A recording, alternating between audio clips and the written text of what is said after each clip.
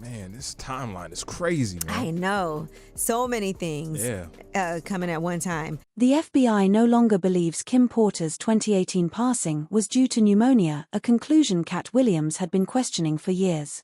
Back when the Los Angeles coroner ruled her death natural, the world moved on. Pneumonia, no foul play, case closed. But that certainty shattered in March 2024, when federal agents raided Diddy's mansions in Miami and Los Angeles. Since then, the case has quietly reopened, and this time investigators aren't browsing old files, they're digging through evidence.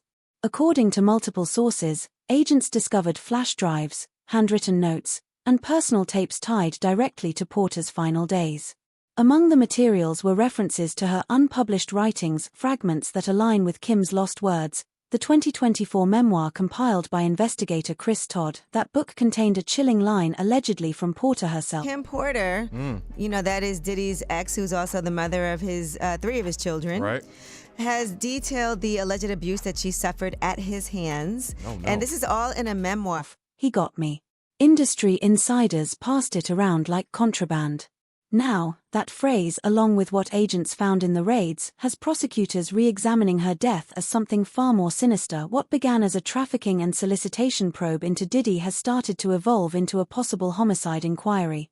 The recovered data reportedly includes correspondence and creative work Porter left behind, drafts, voice memos, and journal entries, some of which had vanished from her devices after her death. Chris Todd insists the memoir was built from a flash drive Porter herself had saved, containing writings and videos too disturbing to ignore. Diddy's camp dismissed the book as fiction, but several insiders say that flash drive was real and that its disappearance is no coincidence. The official record says Porter was found unresponsive in her Toluca Lake home after flu-like symptoms, with lobar pneumonia listed as the cause months later. That delay, critics argue, gave time for tampering and for crucial evidence to vanish. Some close to Porter, including her ex-partner, have long hinted that her story was rewritten, her belongings switched, her truth buried. One of her friends even claims he was medically silenced in 2023 after attempting to speak out. Then came the March 2024 raids. The headlines focused on the salacious, adult paraphernalia, controlled substances, surveillance tapes. But buried deeper in the evidence logs were files labeled memoir drafts, K. Those documents, now in federal custody. See, I got the receipts for everything I'm telling you. That's why I can say them so freely. Ken, I need another one. You here, get your number. Thank you, sir. Thank you. Could be the key to unlocking what really happened to Kim Porter and why so many people fought to keep it hidden. According to insiders within the Department of Justice, the timing of Kim's lost words hitting shelves on September 6, 2024, was no coincidence. Just days after the memoir dropped, federal prosecutors escalated their efforts. Charges were widened, key witnesses were brought back in for fresh questioning, and what many had once dismissed as conspiracy chatter suddenly began to resemble coordinated legal action. This book didn't just stir up old rumors, it rerouted the entire course of the investigation. Unsurprisingly, the entertainment machine pushed back hard. Within a week of the memoir breaking into Amazon's bestseller ranks, Diddy's legal team publicly dismissed it as pure fiction. They accused author Chris Todd of profiting off grief and manufacturing narratives.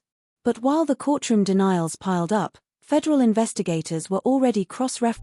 Why come right till today, right now, nobody knows what Kim Porter phone is? The memoir's contents with evidence seized during the March raids. At the same time, Diddy's children took to Instagram to condemn the wave of speculation. They claimed Kim Porter never authored a book and that the public had turned her memory into a spectacle. But behind the scenes, the story is murkier. Multiple individuals close to Porter, people who have never sought out a microphone, have said she was writing something. That she planned to reveal it. That she understood the risks. And that the line "he got me" wasn't poetic or vague, it was her final SOS. And there's more. R&B artist I'll Be Sure, one of Kim's former partners, has alleged that in 2018, not long after Porter's death, certain industry players, including publicists and label executives, made calculated moves to bury or distort the truth. According to him, portions of Kim's work were intercepted, cloud backups erased, and alternative drafts planted to derail the real story. Whether those involved are now cooperating with federal authorities remains unclear, but one thing is certain: this is no longer about one celebrity's alleged misconduct.